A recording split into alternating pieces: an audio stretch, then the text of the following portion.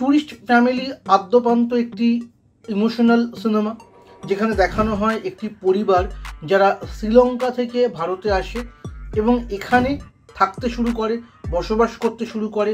তাদের শ্রীলঙ্কান যে পরিচয় সেটা লুকিয়ে তারা নকল আধার কার্ড, নকল ভোটার কার্ড ইত্যাদি বানিয়ে একটা কলোনির মধ্যে চুপচাপ থাকতে শুরু করে।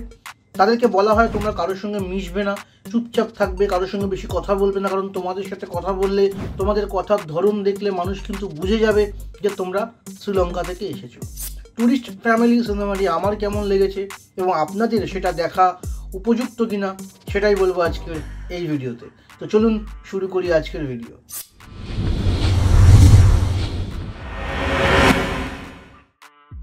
কমেডি, থ্রিলার, সাসপেন্স, হরর এইসব সিনেমা বাদ দিয়ে ইমোশনাল সিনেমা এখন আর মনে খুব একটা দাগ কাটে না, কারণ জীবনের এত বছর বাঁচতে বাঁচতে এবং এত রকম ঘটনা, সম্পর্ক ইত্যাদি দেখতে দেখতে একটা জিনিস তো বুঝে গেছি যে এখানে সব কথাই আসলে কথার কথা, কোনো কথাই নয় সত্যি।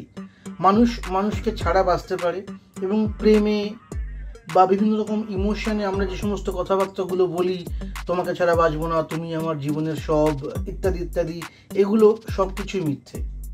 কিন্তু এসবের মধ্যেও কিছু কিছু এমন ইমোশনাল সিনেমা সামনে চলে আসে বা হঠাৎ একবার দেখতে শুরু করলে পুরোটা না দেখা অবধি, শেষ করা না অবধি মন ওখান থেকে উঠতে চায় না, সেরকম কিছু সিনেমা চলে আসে সামনে।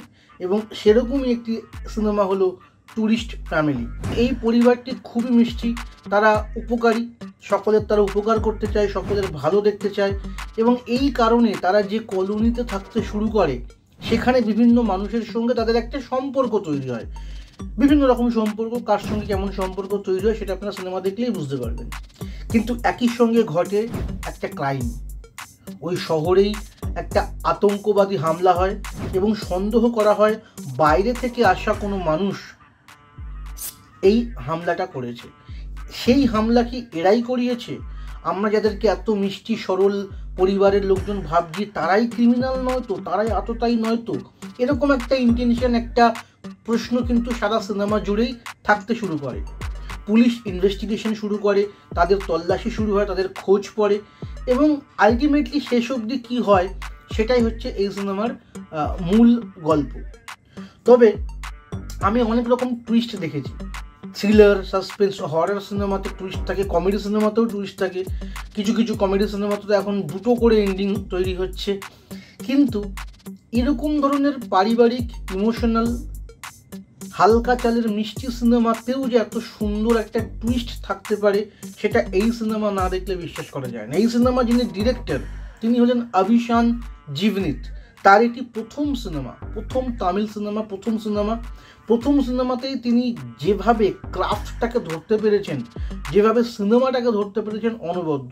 এখন আমরা ভাবি যে সিনেমা মানে খুব লার্জার দ্যান লাইফ ব্যাপার স্যাপার হবে, এখানে কিন্তু কোথাও সেই লার্জার দ্যান লাইফটা নেই। পুরোপুরি একেবারে একদম রিয়েলিস্টিক যাকে বলে সেরকম সিনেমা, কিন্তু কোথাও আপনাকে বোর করবে না।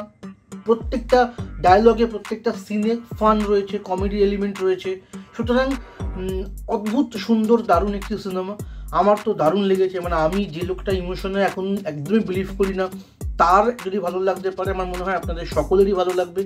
ট্যুরিস্ট ফ্যামিলি নেটফ্লিক্সে আছে, আপনারা যান এবং গিয়ে দেখুন এবং দেখার পর অবশ্যই কেমন লাগলো সেটা আমাকে কমেন্ট করে জানান। এই ছিল আজকের রিভিউ। ধন্যবাদ।